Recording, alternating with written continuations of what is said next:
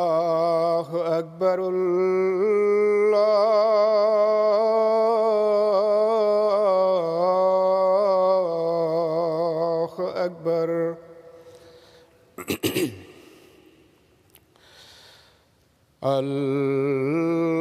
الله أكبر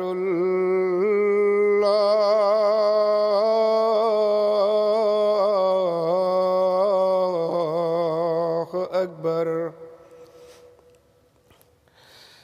أشهد أن لا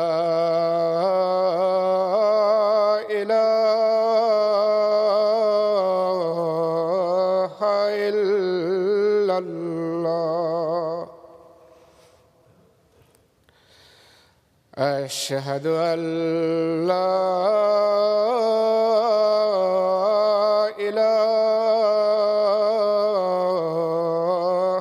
إلا الله أشهد أن محمدًا رسول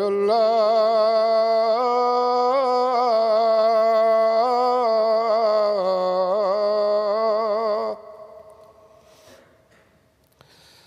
أشهد أن محمدًا رسول الله حي على الصلاة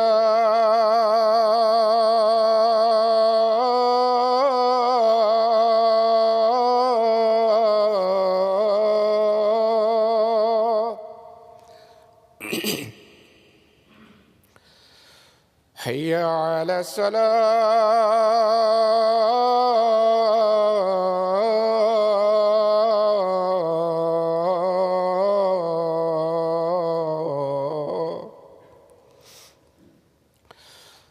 حي على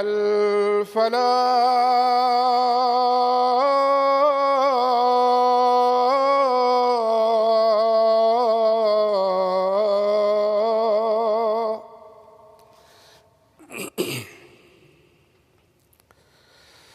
حي على الفلاح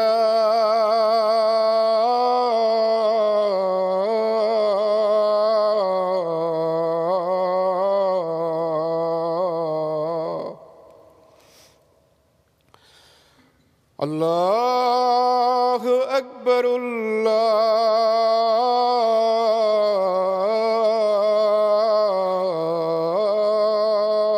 الله أكبر لا إله إلا الله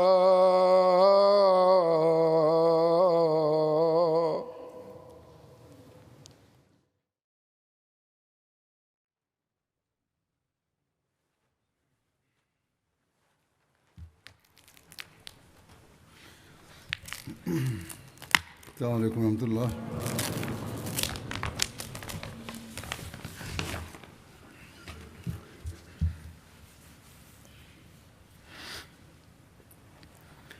أشهد أن لا إله إلا الله وحده لا شريك له وأشهد أن محمدًا عبده ورسوله أما بعد فأعوذ بالله من الشيطان الرجيم بسم الله الرحمن الرحيم الحمد لله رب العالمين الرحمن الرحيم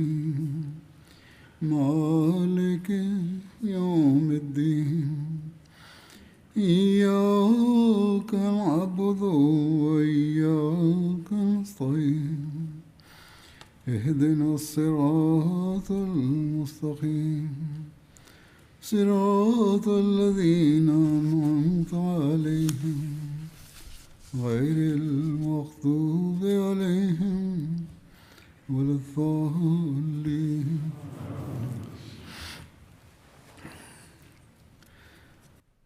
فتح مکہ کے ضمن میں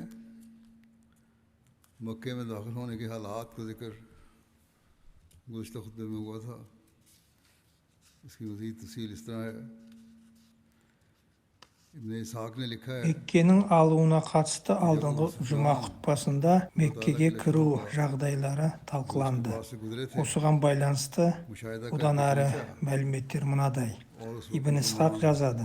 Абу Суфиян Алла Тағаланың әскері өз алдынан өткенін көрген соң Меккеге келгенде, сол уақытта мұсылмандар Меккеден 16 шақырым қашықтықтағы Зутуа деп аталатын елді мекенге жеткен. Кейбір сахабалар сол жерге жетіп, Алла елшісінің саллаллаху алейхи вассалам келуін күтіп отырған еді. Кейін барлық сахаба сол жерге жиналып болды. Алла елшісі саллаллаху алейхи вассалам жасыл киім киіп, өз әскерімен келді. Ибн Саад жазады. Алла елшісі саллаллаху алейхи вассалам Хазіреті Абу Бәкір радиаллаху анху мен Усайд бин Хузайрдың ортасында Қасуа атты түйесіне міне келген. Хазіреті Абдулла ибн Муғаффал радиаллаху анху айтады. Мекке алынатын күні Алла елшісінің саллаллаху алейхи вассалам көрдім. Хазіреті Абдулла ибн Муғаффал радиаллаху анху айтады. Мекке алынатын күні Алла елшісін саллаллаху алейхи вассалам көрдім. Ол түйесіне мінген күйде Фатх сүресін оқып отырған еді. Бұл Бұхаридан келген риуаят. Хазіреті Анас радиаллаху анху айтады. Алла елшісі саллаллаху алейхи вассалам Меккеге кіргенде адамдар оны көруге келген. Кішіпейілділігінен Алла елшісінің саллаллаху алейхи вассалам басы отырған ердің алдыңғы қасына тиіп отырған еді. Яғни оның басы түйе ерінің алдыңғы бөлігіне тиіп отырған. Меккеге кіргенде ол қара сәлде киген болады. Оның туы мен байрағы да қара еді. Кейбір риуаяттарға қарағанда оның ақ шағын туы да болған. Ол Зут-Туаға тоқтап адамдардың арасында тұрды. Жеңіс пен мұсылмандардың көптігін көре отырып, кішіпейілділігінен оның мұбарак сақалы ердің алдыңғы қасына тиіп немесе тиюге жақын болды. Аллахумма инна лайша айшул ахира. Алла елшісі саллаллаху алейхи вассалам, уа Алла, шынайы өмір тек ақыреттікі деді. Оның әділдігі, теңдігі, кішіпейілділігі мен момындығының тағы бір көрінісі, ол Құрайш көсімдері мен Бәну Хашим балалары қасында болғанына қарамастан азат етілген құлы Зейд ибн Харистың баласы Усаманы артына мінгестірген еді. Алла елшісі саллаллаху алейхи вассалам Меккеге Рамазан айының 20-шы күні кірді. Кіргенде күн біраз көтерілген еді. हज़रत मसीह मौद अलैहिस्सलाम बयान फरमाते हैं कि ये उल्फ जो खुदा ताला के ख़ास बंदों को दिया जाता है वो इनकिसार के रंग में होता है और शैतान का उल्फ इस्तिकबार से मिला हुआ. Хазіреті өделенген Мәсih алейхиссалам Алла Тағаланың таңдауы құлдарына берілетін биіктік кішіпейілдік түрінде келеді. Ал шайтанның биіктігі менмендікпен араласады. Қараңыз, пайғамбарымыз саллаллаху алейхи вассалам Меккені алғанда басын төмендетіп сәжде етті. Дәл осылайша ол ауыр күндерде де сәжде еткен болады. Осы Меккеде оған барлық жағынан қарсы шығып, қиындық келтіргенде Меккені қандай күйде тастап кеткенін және қазір қандай күйде кіріп келе жатқанын көргенде оның жүрегі Аллаға шексіз ризалыққа толып сәждеге құлады деді. Меккенің алыну күні қай жерде тұрғанына қатысты жазылғаны бойынша Меккеге жақындағанда қайда тұру керек деп сұралғанда Алла елшісі саллаллаху алейхи вассалам ақил бізге Меккеде мүлік қалдырды ма деп сұрады. Ақил Хазіреті Әбу Талибтің баласы. Ол Худайбия келісімнен сәл бұрын исламды қабылдаған. Одан бұрын ол бар мүлкі мен дүниесін сатқан делінеді. Содан соң Алла елшісі саллаллаху алейхи вассалам біздің тұрағымыз дәл Құрайшылардың күпірлікке ант беріскен жері Хайф бану Кинанада болады деп барлық сахабаларға сол жерге жиналуды бұйырды.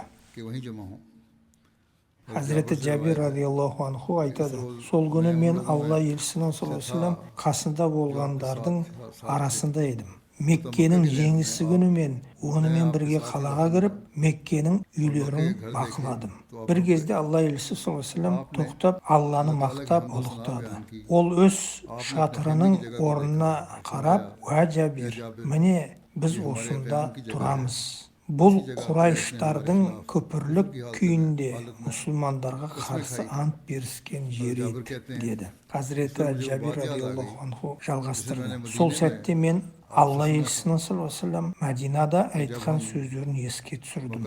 Ол біз Меккені алғанда қонысымыз Хайф бану Кинанада болады. Сол Құрайштардың күпірлік күйінде Бану Хашимдер мен сауда саттық жасамауға, олармен некелеспеуге, оларға еш пана бермеуге анттасқан жері. Осының салдарынан олар Бану Хашимдерді Шиб Әбу Талиб аңғарында қамауда ұстауға мәжбүр етті деп айтқан еді. Ғалымдардың пікірінше Алла елшісінің саллаллаху алейхи вассалам сол жерде тұруды таңдауы Алла Тағалаға алғыс білдіру үшін болды. Кейбіреулер оның шешімінің себебі осы деп санайды. Кейбір риwаяттарға қарағанда оған Меккеде өз үйінен басқа үйде тұруға болатыны ұсынылған. Алайда Алла елшісі саллаллаху алейхи вассалам бас тартып, мен басқа үйлерге кірмеймін деді. Хазіреті Абу Рафи радиаллаху анху Алла елшісінің саллаллаху алейхи вассалам шатырын Хажунда тіккен еді. Сол кезде оның қасында болған жұбайларының арасында Хазіреті Салама радиаллаху анха мен Маймуна радиаллаху анха болды. Әр намаз үшін Алла елшісі саллаллаху алейхи вассалам Хажуаннан Ал-Харам мешітіне барушы еді дейді. मुस्लिम माऊद रज़ियल्लाहु अन्हु बयान करते हैं कि तारीखों की कुतुब से लेकर कि जब रसूलुल्लाह सल्लल्लाहु अलैहि वसल्लम Хазіреті уәделенген реформатор радиаллаху анху тарихи дерек көздерге сілтеме жасай отырып айтады. Алла елшісі саллаллаху алейхи вассалам Меккеге кіргенде адамдар оған «Уа Алла елшісі саллаллаху алейхи вассалам, өз үйіңізде тұрасыз ба?» деп сұрады. Ол Ақил Алла елшісі саллаллаху алейхи вассалам інісі болған. «Бізге үй қалдырды ма?»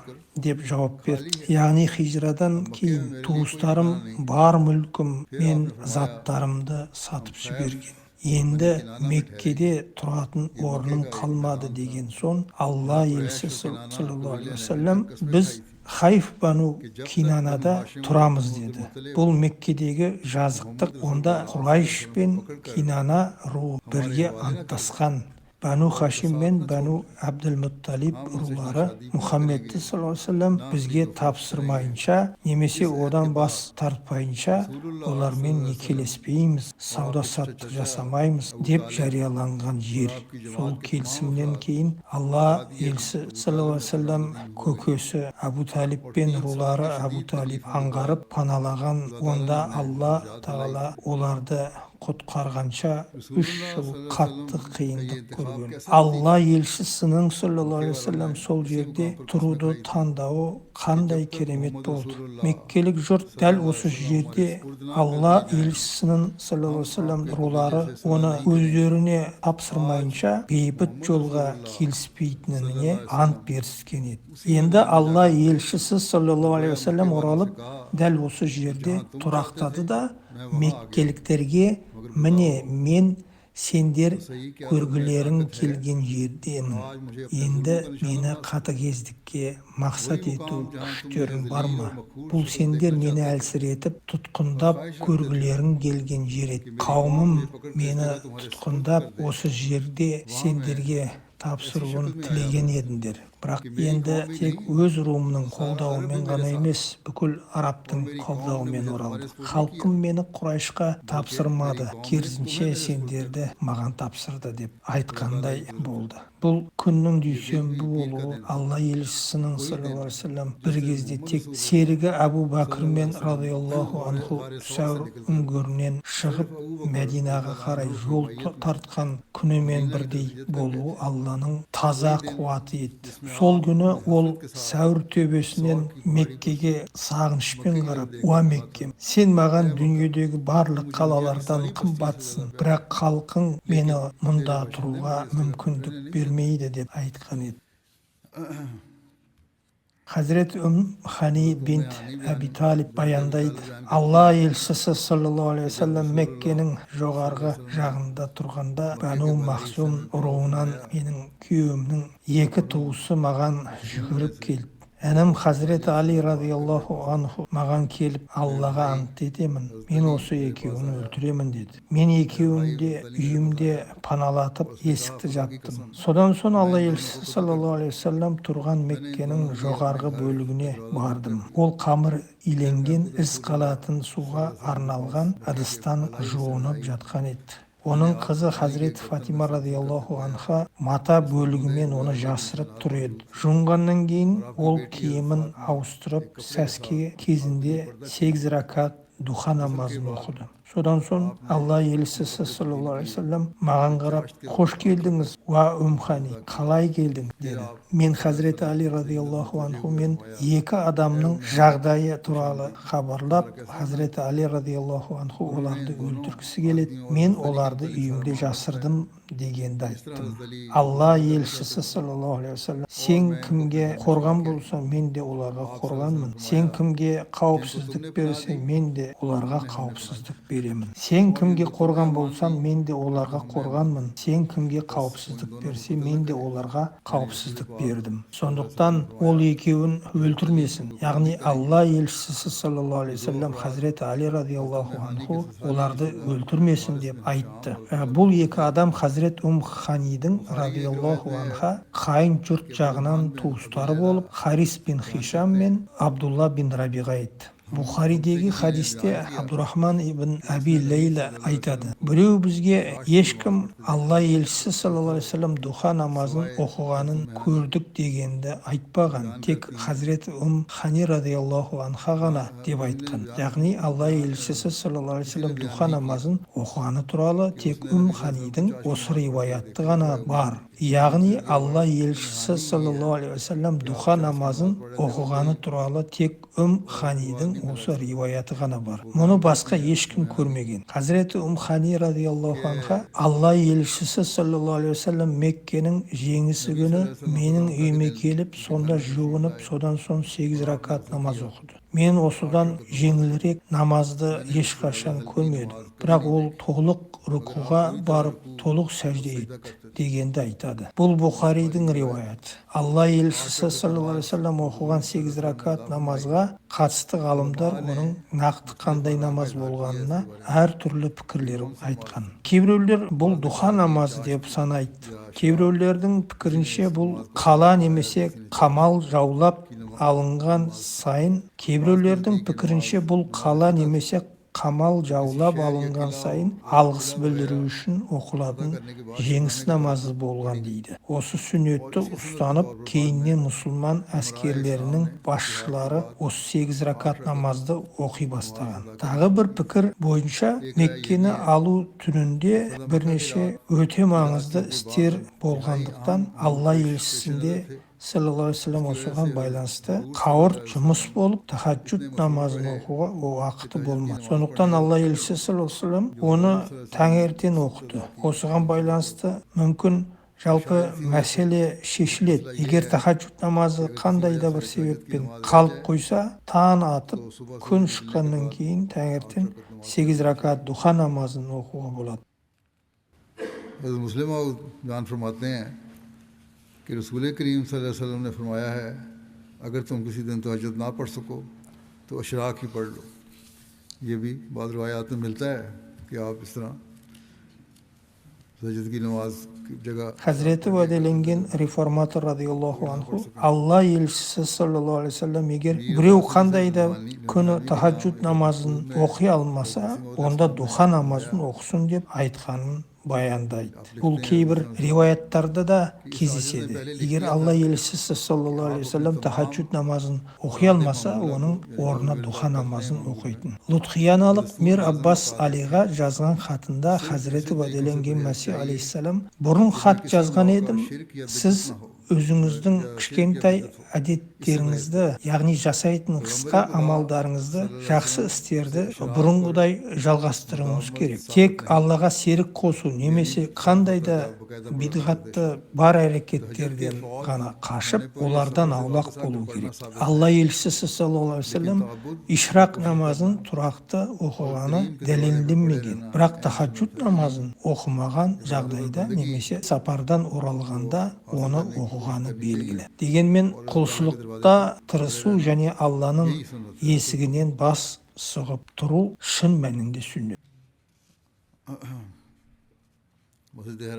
Сондай-ақ пайғамбар саллаллаху алейхи вассалам қасиетті мешітке кіріп тауап еткені туралы да айтылады. Күннің бір бөлігінде пайғамбар саллаллаху алейхи вассалам шатырында болған, содан соң қасуа атты түйесін шатырдың кіреберісіне әкелуді бұйырған. Оны Алла елшісі саллаллаху алейхи вассалам шатырының есігіне жақындатты. Пайғамбар саллаллаху алейхи вассалам қаруын алып, дулағысын киген. Сахабалар пайғамбардың саллаллаху алейхи вассалам айналасына шеңбер құрып жиналды. Хандамадан Хажунға дейін созылған аттардың ұзын қатары болған. Алланың елшісі саллаллаху алейхи вассалам сол жолдан өтіп, Хазіреті Абу Бәкірмен радиаллаху анху әңгімелескен. Хазіреті Абдулла бин Омар радиаллаху анху Меккенің жеңісі кезінде пайғамбар саллаллаху алейхи вассалам Меккеге Қада тауы жағынан кіргенде әйелдердің аттарды үркіту үшін орамалдарын желпілдетіп жатқанын көргенін баяндайды. Алла елшісі саллаллаху алейхи вассалам күліп Абу Бәкірге радиаллаху анху қарап, «Уа Абу Бәкір, Хасан бин Сабит радиаллаху анху не деп айтқан еді?» деді. Яғни Хасан бин Сабит бұлар туралы өлең шығарған еді. Хазірет Абу Бәкір радиаллаху анху сол шумақтарды қайталады. Оның аудармасы: «Мен өз қызымнан айырылып қалар едім, егер сен Қада тауында анттары орындалған, шанды көтерген мұндай әскерді көрмегенде, сол жүйрік аттар тізгіндерін қатты тартады, ал әйелдер оларды ұстау үшін орамалдарын пайдалануға мәжбүр». Бұл Хазіреті Ибн Омар радиаллаху анху өлеңмен сипаттаған көрініс. Шын мәнінде сол кездегі жағдай осылай болған. Хазіреті Ибн Омар радиаллаху анху мен Хазіреті Аббастың радиаллаху анху баяндауынша, Меккенің алынатын күні Алла елшісі саллаллаху алейхи вассалам қасиетті Мекке қаласына кіргенде, Қағба мен оның айналасында қорғасынмен қапталған 360 пұт болған. Хубал Қағбадағы ең үлкен пұты еді. Айсаф пен Найла құрбандық шалынатын жерге қойылған. Пайғамбар саллаллаху алейхи вассалам қолындағы садақты ұстап пұттардың жанынан өтіп, садақтың ұшымен пұттардың көздерін түртіп,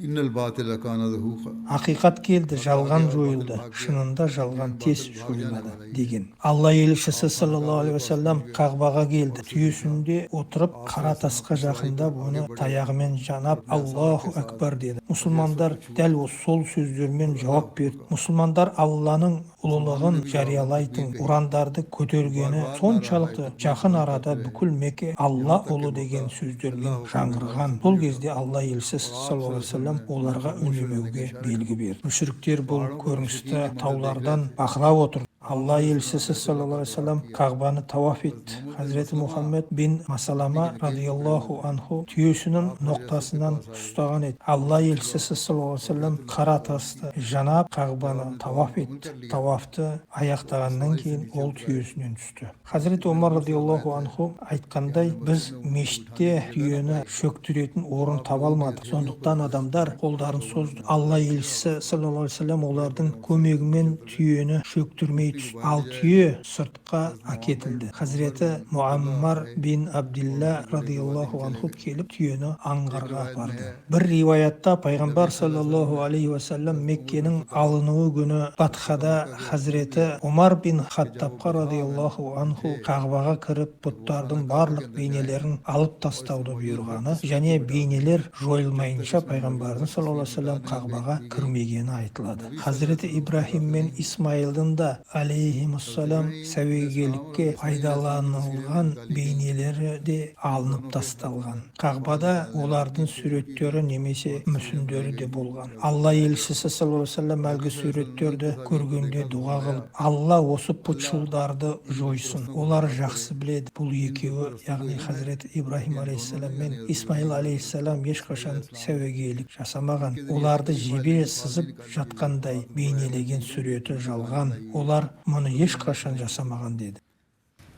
आप सल्लल्लाहु अलैहि वसल्लम मुकाम इब्राहिम पर आए, आपने ज़रा पहन रखी थी, आपने वहाँ 2 रकअतें Алла елшісі саллаллаху алейхи уассалам сауыт киген күйде мақам Ибрахимға келді. 2 ракат намаз оқып, Зәмзәм құдығына барды. Хазіреті Аббас бин Абдул Мутталиб радиаллаху анху немесе Хазіреті Абу Суфиян бин Харис бин Абдул Мутталиб радиаллаху анху Алла елшісі саллаллаху алейхи уассалам үшін қауға шелек шығарды. Алла елшісі саллаллаху алейхи уассалам сол судан ішіп дәрет алды. Сахабалар тез жүгіріп келіп, әлгі суды алып беттеріне сүрте бастады. Мұны көрген пұтқа табынушылар таңғалысын білдіріп, бұл мұндай ұлы патшаны ешқашан көрмедік, тіпті естімедік деді. Меккенің алуынан кейін пайғамбар саллаллаху алейхи уассалам Хубал пұтын бұзуды бұйырды. Пұт құлатылып жатқанда пайғамбар саллаллаху алейхи уассалам жанында тұрып бақылады. Сол сәтте Хазіреті Зубайр бин Ауам Абу Суфиянға: Абу Суфиян, Хубал құлатылды. Ухуд шайқасында мақтанышпен Хубал бізге рахым етті деп айтқаның есінде ме дегенде Абу Суфиян Ауамның ұлы: ол нәрселерді ұмыт. Енді мен түсіндім.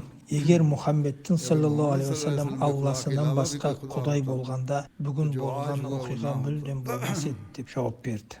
Одан кейін Алла елшісі саллаллаху алейхи уассалам Қағбаның бір бұрышында отырды.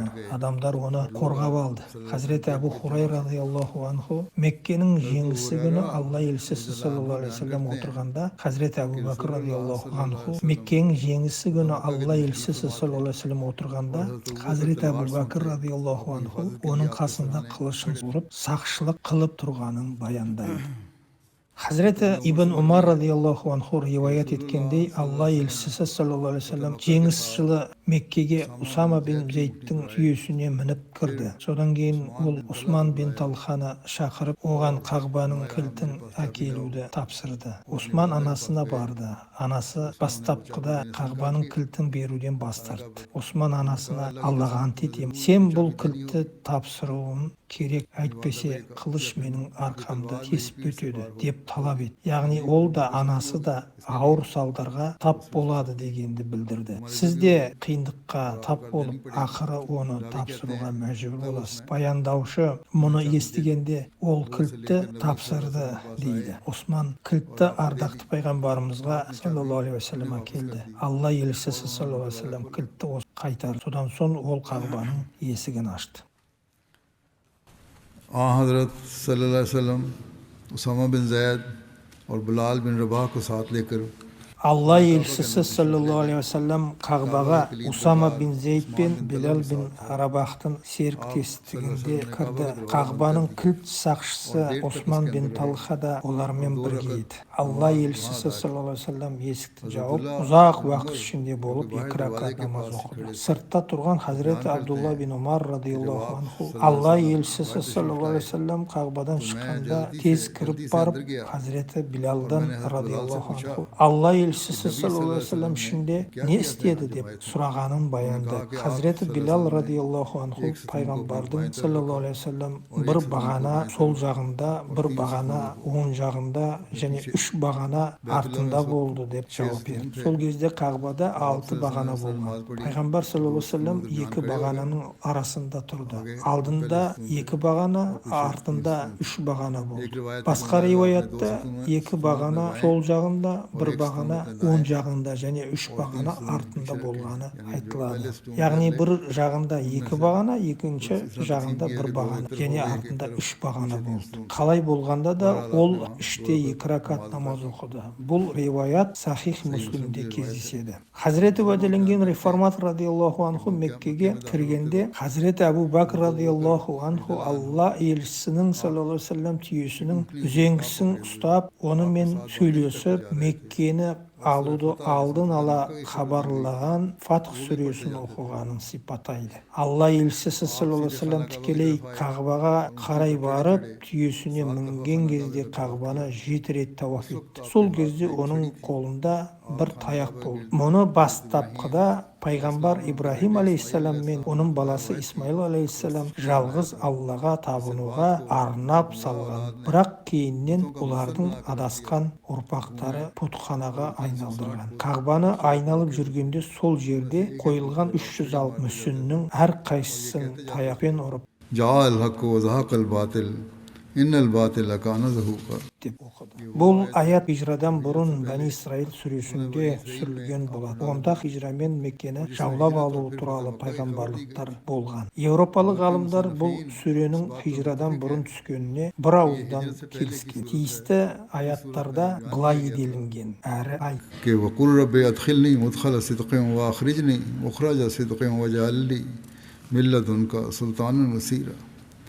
وقل جاء الحق وزهق الباطل ان الباطل كان زهوقا यानी तू कह दे मेरे रब मुझे इस शहर यानी मक्के में नेक तौर पर दाखिल कीजिए यानी हिजरत के बाद फतह और गलबा देकर әрі айт. Раббым менің Меккеге кіруімді жақсы кіру ет және мені жақсы шығумен шығар. Әрі маған өз жағынан көмекші күш және жеңіс бер. Әрі айт, ақиқат келді және жалғандық немесе пұтқа табынушылық жоғалды. Жалғандық немесе пұтқа табынушылық шынымен тез жоғалады.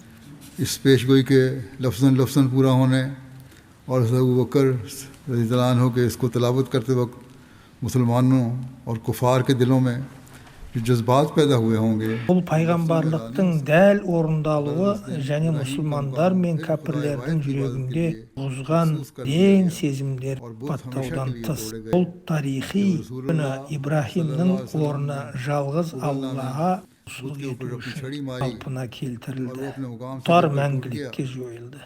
Алла елшісі саллаллаху алейхи ва саллям Вал атты мүсінді ұрып, оны орнынан құлатып тындырғанда Хазіреті Зубайр Абу Суфиянға күлімсіреп қарап, бұлта мұсылмандар жараланғанда сен мақтанышпен Хубал ұлы деп мұсылмандарға қарсы уақытша жеңісті осы пұтқа дегінің есінде ме? Бүгін Хубалдың тұнған шөктеріне Абу Суфиян жауап ретінде Зубайр, бұл істерді тоқтат, бүгін біз анық отырмыз. Егер Мұхаммедтің саллаллаху алейхи ва саллям Алласынан басқа қандай да бір құт бүгін көріп отырған нәрсеміз ешқашан болмас еді деді. Содан соң Алла елшісі саллаллаху алейхи ва саллям Қағба ішіндегі пайғамбар Ибрахим алейхиссалам және басқаларды бейнелейтін суреттерді өшіруді бұйырды. Алланың уәдесі орындалғанына алғыс ретінде ол Қағба ішінде 2 ракат намаз оқыды. Шыққаннан кейін сыртта тағы 2 ракат намаз оқыды. Ол Хазіреті Омарды радиаллаху Қағба ішіндегі суреттерді алып тастауға тағайындады. Алдымен Хазіреті Омар радиаллаху анху пайғамбар Ибрахим алейхиссалам суретін жоймады. Мұсылмандар да оны пайғамбар ретінде құрметтейді деп ойлады. Мұны байқаған Алла елшісі саллаллаху алейхи ва саллям: "Уа Омар, не істедің?" कि माँ काना इब्राहिम यहूदियन वला नसरानियन वलाकिन काना हनीफुम मुस्लिम वमा काना मिनल मुशरिकीन Алла Ибрахим Яхуди де христиан да емес еді. Ол әрдайым Аллаға бейім және оған бағынатын болды. Һәм ол Аллаға серік қосушылардан емес еді деп айтпады ба, деді. Пайғамбардың саллаллаху алейхи ва саллям бұйрығымен бұл бейне де жойылды. Осы құдайлық белгілерді көре отырып, мұсылмандардың жүректері иманға толып, Алла елшісінің саллаллаху алейхи ва саллям ұлылығына сенімдері артты. Алла елшісі саллаллаху sallallahu aleyhi ve sellem İbrahim'in balası İsmail үшін Алла тағала ғажайып түрде берген зәмзәм бұлағынан су сұрағанда біраз ішіп қалғанын дәрет алуға пайдаланды. Бірде-бір тамшы жерге түспеді. Өйткені мұсылмандар тамшыларды ықыласпен жинап, оларды өздеріне берекет ретінде сүртті. Бұған таңғалған мүшриктер біздің халық мұндай терең сүйетін билеушіні ешқашан көрмеді деді. हज़रत मसीह अलैहिस्सलाम फरमाते हैं, ये बात बहज़ूर दिल याद रखो कि जैसे बैतुल्लाह में हजर अस्वद पड़ा हुआ है, इसी तरह क़ल्ब सीना में पड़ा हुआ है. मिसाल दे रहे हैं आपको हज़रत अस्वद की, अपने हमारे इंसान के Hazreti Vadelengen Mesih Aleyhisselam айтады, бұл сөзді жүректеріне сақтаңдар. Байтуллада қара тас орналасқандай, жүрек те кеудеңде орналасқан. Hazreti Vadelengen Mesih Aleyhisselam қара тасты мысалын біздің кеудедегі жүрекпен келтіріп отыр. Байтулланы өзіне бір заман болған кәпірлер сол жерге пұттар қойған. Бұл жағдай Байтуллада мүлде орын алмаста еді. Бірақ Алла тағала оны бір үлгі ретінде солай еткен. Адам жүрегі де қара тас сияқты, ал оның кеудесі Байтуллаға ұқсайды. Алладан басқа барлық ойлар сол қағбаның ішінде қойылған пұттар іспетті. Яғни жүрекке Алладан басқа келетін ойлардың бәрі пұт. Меккедің пұттары біздің пайғамбарымыз саллаллаху алейхи ва саллям 10 мың қасиетті жандардың жамағатымен бірге Меккеге барып, оны жаулап алған кезде жойылды. Алғашқы кітаптарда бұл 10 мың сахабаны періштелер деп жазған, және шын мәнінде олардың мәртебесі періштелер сияқты болды.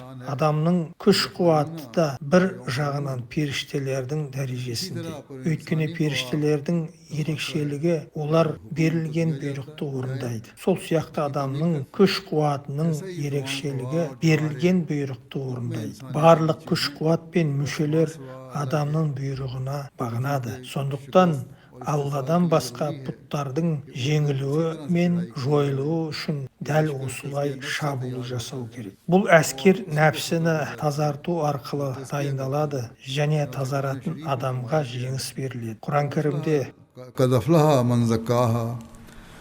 шынында оны, яғни тақуалықты кім арттырса жетістікке жетті деп айтылған. Хадисте де егер жүрек түзелсе, бүкіл дене түзеледі деп келген. Бұл қандай шын сөз? Көз, құлақ, қол, аяқ, тіл тағы басқа мүшелердің барлығы шынында жүрек шешімі бойынша әрекет етеді. Бір ой келеді, содан соң қай мүшеге қатысты болса, сол мүше дереу оны орындауға дайын болады.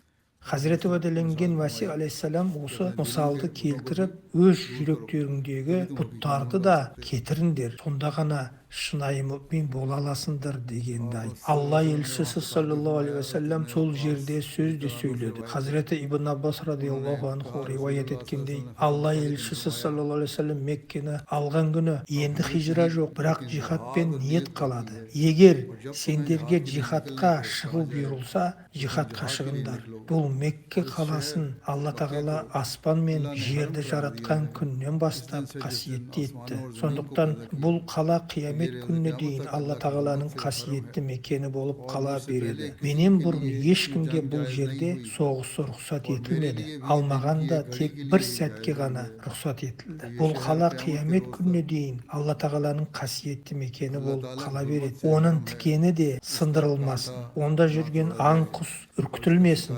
Жерде жатқан затты иесінен басқа ешкім иемденіп алмасын. Оның шөбі де шабылмасын деді. Hazreti Abbas радиаллаху анху, уа Алла елшісі саллаллаху алейхи ва саллям, исхар үшін жеңілдік жасаңыз, ерекше рұқсат беріңіз.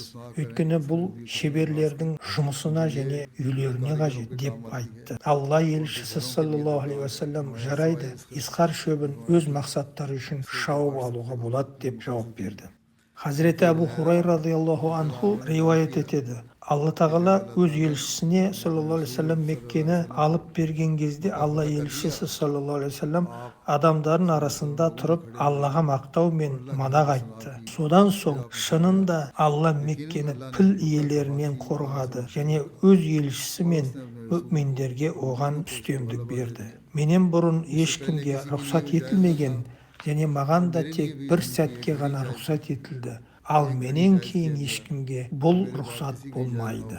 Яғни Меккені алу кезінде болған шайқас тек маған уақытша рұқсат етілген нәрсе еді. Бұдан кейін ешкімге бұл рұқсат етілмейді. Сондықтан бұл жерде аңды үркітпеу керек. Бұтаны сындыруға болмайды. Және жатқан затты жариялап іздейтін адамнан басқа ешкім емде алмайды. Егер біреуді өлтірсе, оған екі нұсқа беріледі. Не фидия төленеді, не кек алынады, деді Хазіреті Аббас. Исхардан басқа, өйткені біз оны қабірлеріміз бен үйлерімізге пайдаланамыз деп айтты. Алла елшісі саллаллаху алейхи вассалам, жарайды, исхар шөбін өз мақсаттары үшін шауып алуға болады деп жауап берді. अबू शाह एक शख्स थे। Йемендік Абу Шах есімді бір адам, «Уа Алла елшісі саллаллаху алейхи вассалам, мұны мен үшін жазып беріңіз», деді. Алла елшісі саллаллаху алейхи вассалам, Абу Шах үшін жазып беріңдер деп бұйырды. Риваят етуші былай деді. रावी कहते हैं मैंने वज़ाई से पूछा इसकी इस बात का क्या मतलब था कि मुझे लिख दें या रसूलुल्लाह सल्लल्लाहु अलैहि वसल्लम मुझे लिख दें। Мен Аузаиден Абу Шахтың мұны мен үшін жазып беріңіз деген сөзі нені білдіреді деп сұрадым. Ол Алла елшісінің саллаллаху алейхи вассалам айтқан құтпасын жазбаша түрде алғысы келді деп жауап берді. Сөйтіп Алла елшісі саллаллаху алейхи вассалам ол үшін жаздырды.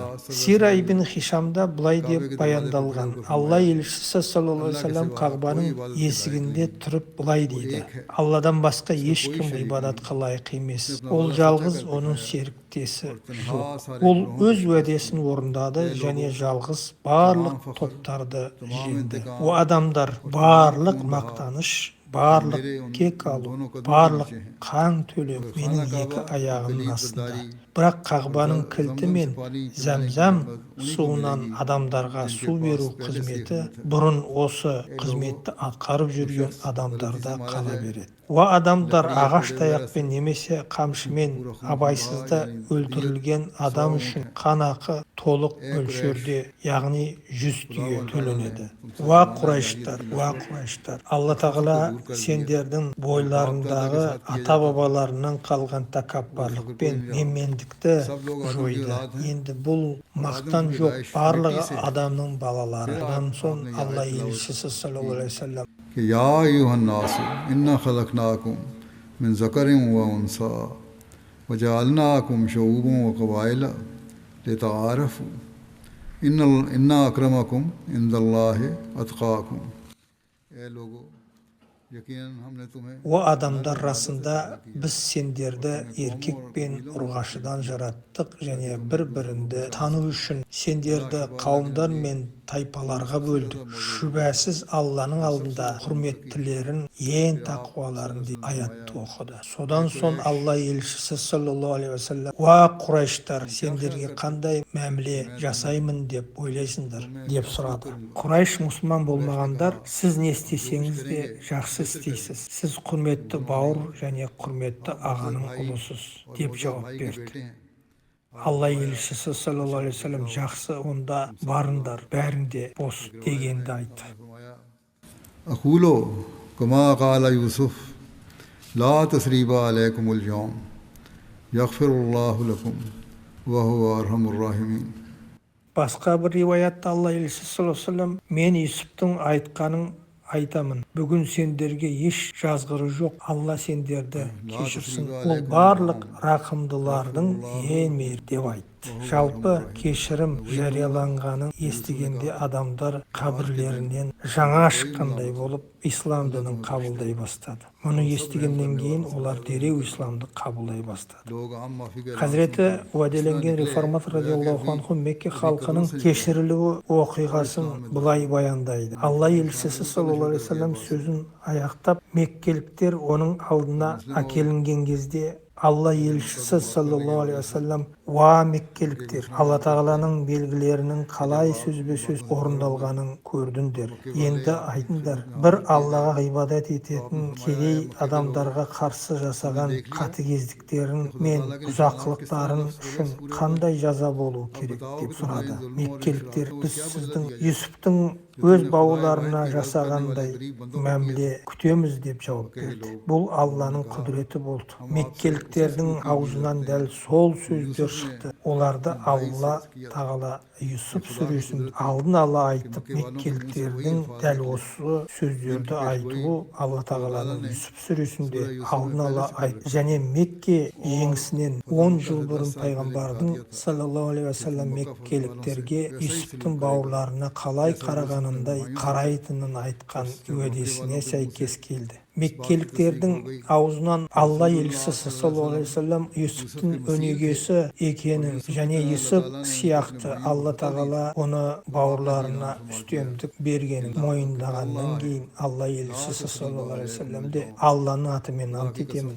бүгін сендерге ешқандай жаза берілмейді, сендерге еш кінә артылмайды деп жариялады. Хазіреті уәделенген Мәсih алейхиссалам Алла елшісі саллаллаху алейхи уассалам Меккені алғанда барлық кәпірлер жиналып Алла елшісінің саллаллаху алейхи уассалам алдына әкелінді. Кәпірлер өздерінің қылмыстарына байланысты өлім жазасына лайық екендерін мойындап, өздерін оның мейіріміне тапсырды. Алла елшісі саллаллаху алейхи уассалам барлығын кешірді және сол кезде кешіру үшін исламды қабылдауды да шарт етпеді. Бірақ оның осы ерекше моральдық жоғарылығын көргеннен кейін олар өз еркімен исламды қабылдады деді.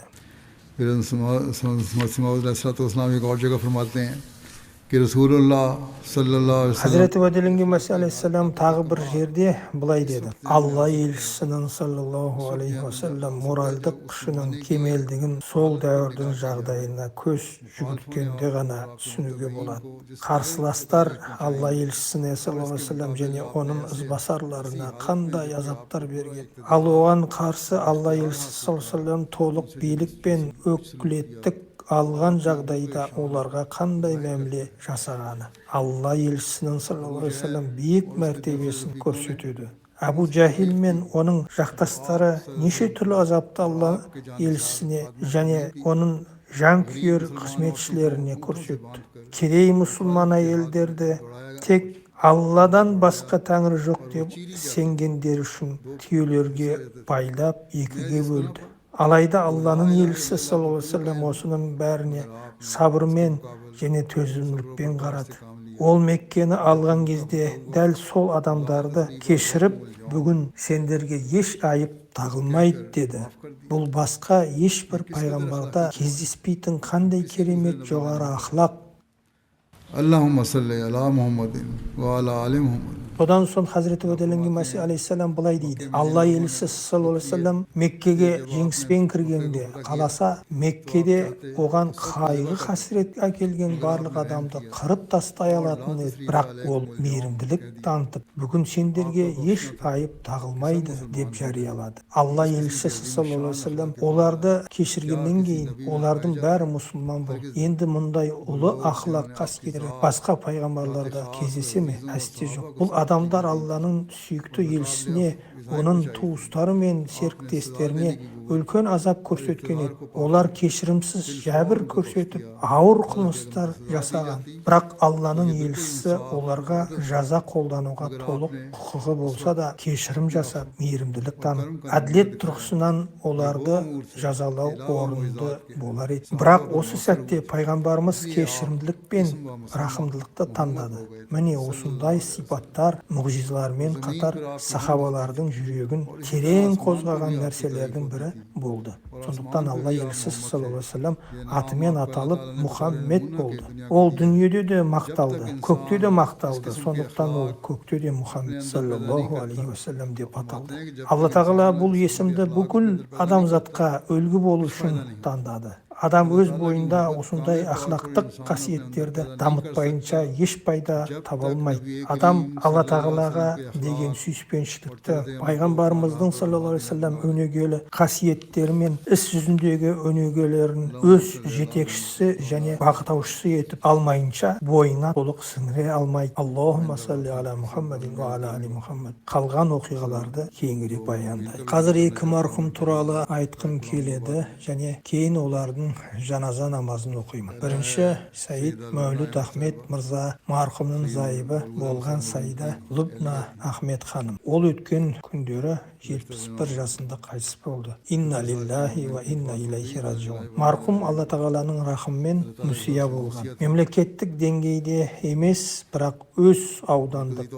және жергілікті деңгейде әйелдер ұжымында қызмет ету мүмкіндіктеріне ие болды. Ол сахибзади Аматул Хаким бегім сахиба мен Саид Дауд Музафар сахибтің ұлы Саид Мәуліт Ахмет мырзамен тұрмыс құрған еді. Олардың некелерін Хазірет уәделенген Масихтың 3-ші халифасы оқыды. Онда кеңестер мен нұсқаулар болғандықтан мен оның кейбір бөліктерін оқимын. Бұл қазіргі заманда да өтіп жатқан некелер үшін пайдалы. Хазірет уәделенген Масихтың 3-ші халифасы неке қарым-қатынастары ағашты будандастыру сияқты бастапқыда өте мұқият сақтап күтуді қажет ететін нәзік одақ. Құран кәрімнің нұсқаулары бойынша бұл егісті шындықтың жіптерімен байлау керек. Сонда ғана мұндай қарым-қатынасты шынайы сақтауға болады. Бұл жауапкершілік тек ер мен әйелдің емес, сонымен қатар олардың отбасыларының, қоршаған ортаның, тіпті достарының да мойны. Өйткені көптеген мәселелер сенімсіздік, өсек, төзімсіздік немесе ашудың нәтижесінде пайда болады. Оның бәрін тоқтату үшін жөн сөз сөйлеу өте мықты жіп деп айтты. Содан соң 3-ші халифа Алла мен қазір жариялап отырған некені екі отбасы үшін де, жамағат үшін де, адамзат үшін де берекелі етсін және дінге қызмет ететін ұрпақ шығарсын деді. Менің туыстық байланысым бар болғандықтан айта аламын. Хазіреті уәделенген Масихтың 3-ші халифасының осы сөздерін құрметті Лубна ханым өз қарым-қатынастары жағынан орындауға барын салды. Содан соң Хазірет уәделенген Масихтың 3-ші халифасы тағы да былай деді. Бүгін менің қарындасым Аматул Хаким сахиба мен Саид Дауд Музафар Шах сахибтің баласы Мәуліт Ахметтің некесін жариялап отыр. Ол қыз доктор Саид Улам Мучтаба сахибтің қызы деді. Содан соң ол өмірін жамағатқа арнаған доктор болып, Нусрат жаһан жүйесін алғаш жариялағанда Африкада қызмет еткен және медицина саласынан алғашқы өмірін арнағандардың қатарында болған доктор сахибті айтты. Хазіреті уәделенген Масихтың 3-ші халифасы рахимахуллаху алейх доктор сахиб Батыс Африкада өмірін арнаған дәрігер ретінде қызмет еткен алғашқы дәрігерлердің қатарында болғанын айтты. Алла тағала оның дұғаларын қабыл етіп, қолына шипа берді және табысты хирург ретінде Ганада, кейін Нигерияда да жұмыс істеді. Саида Лубна сахибаның баласы Саид Сауд Ахмад өмірін арнаған және қазір Фазыл Омар ауруханасында басқарушы болып қызмет етуде.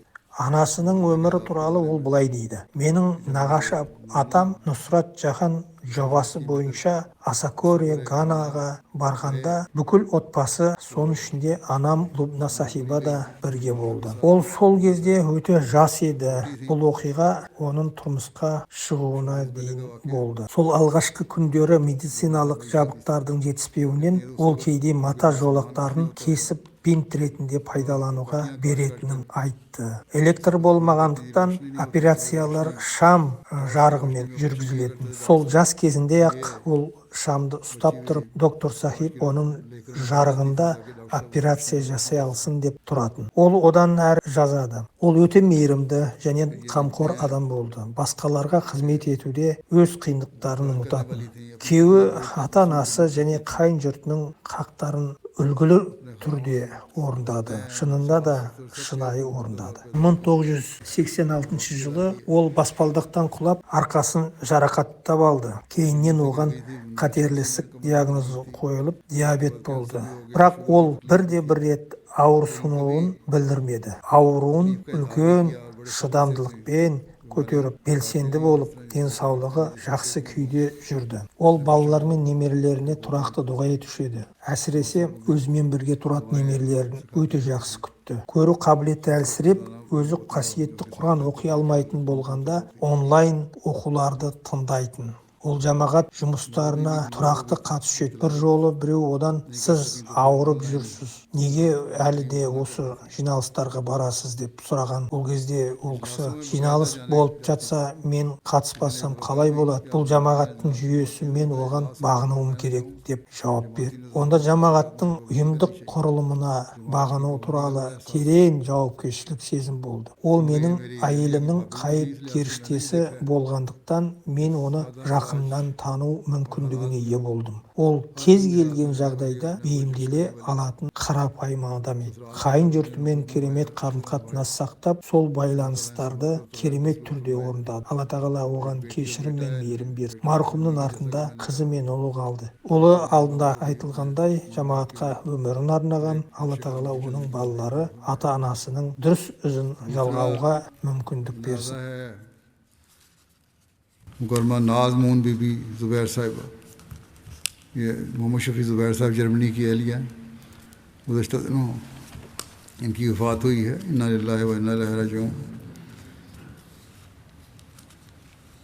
इनके ख़ानदान में, ये मॉरिशस की थी, ख़ानदान में अहमदियत इनके दादा मोहम्मद अली। Екінші жаназа Насмун биби Зубайр ханымдікі. Ол Германиядағы Мұхаммед Шафи Зубайр мырзаның зайыбы жуырда қайтыс болды. Инна лиллахи ва инна илайхи раджиун. Ол маурисиялық болып, отбасына Ахмадият, оның атасы Мұхаммед Ханиф Сидху мырза арқылы келді. Оның артында бір ұл мен бір қыз қалды. Оның ұлы Атқар Зубайр мырза Германиядағы Humanity First'ің төрағасы Атхам Зубайр сахиб жазады: "Анам берік иман мен терең кішіпейілдіктің үлгісі еді. Мен бұл сөзді толық сенімділікпен айта аламын. Ол мені қалай тәрбиелеп, бізді ізгілікке үйретті, және оның иманы өте берік болды. Оның ешқашан қандай да жағдай болса, шағым немесе наразылық білдіргенін естімедім. Ауыр науқас болған кезде әсіресе оның жанында болу мүмкіндігі болды, және қашан есін жиса, өзінің намаздары туралы сұрайтын. Ол кісіде намазға деген үлкен жауапкершілік болды, және шексіз шыдамдылық пен төзімділік иесі еді. Алла тағаланың шешімдеріне разы болушы еді. Адамдардың ісіне көп көмектесетін және құпияны жақсы сақтайтын бір оқиға бар. Бір ер мен әйелдің мәселесі болды. Күйеуі әйелінің оған не айтқанын білуді сұрағанда, мен одан толық мәліметтерді сұрағанда, ол маған сеніммен жүгінді. Мен оны ашпаймын. Егер ол өзі бөліскісі келсе, бөліседі, бірақ оларды татуластыруға, бейбітшілікке әкелуге тырыс, деп жауап берді. Оның халифатпен терең және шынайы байланысы болды. Құтпаларды ерекше назармен тыңдайды. Немересі оның әр құтпаны 2-3 рет тыңдайтынын жазады. Ол бірінші тыңдағанда барлығын толық түсіну мүмкін емес. Егер жақсы түсінбесе, онда ешқандай пайда дейтін. Оның Алла тағаламен берік және мықты қарым-қатынасы болды. Ол шынайы түстер көруші, көптеген түстері орындалды.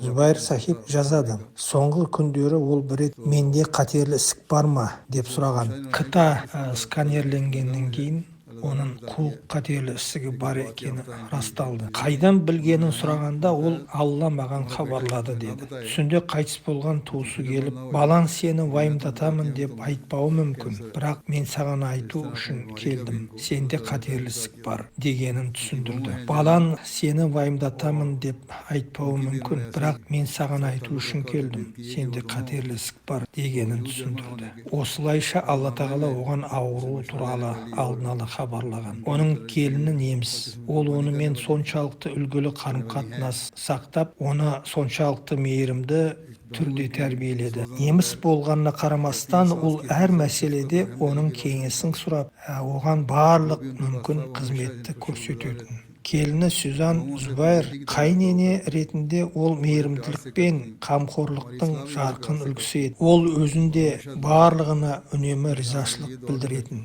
бізге өз қыздарындай қарап, мейірімділікпен түзетіп, үнемі біз үшін дұға етуші еді, дейді. Тағы бір келіні Мария Зубайр. Мен тұрмысқа шыққанда маған ас дайындауды және қонақ күтудің барлығын ешқандай қысым және сынап мінеусіз үйретті. Ол менің оқуым кезінде үлкен қолдау көрсетті. Бұл келін кейіннен медицина бойынша білім алды. Және балаларыма қамқорлық жасап, мені жамағат жұмысында белсенді болуға үнемі шақырып, толық қолдауын көрсетіп, үнемі жігерлендіруші еді, дейді. Алла тағала оған кешірім мен мейірім берсін және оның балаларын дұғаларының қабыл етушілері етсін. Амин.